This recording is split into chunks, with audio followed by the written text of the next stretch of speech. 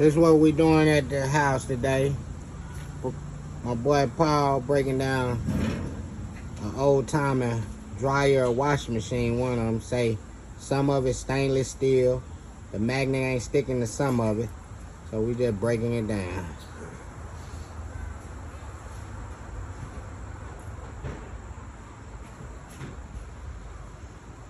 Truck got a load on it. It's a beautiful day today, Sonny. Long live KD.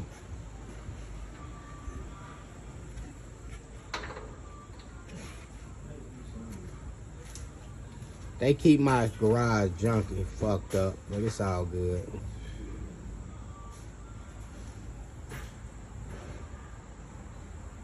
I want to see what he bring off this.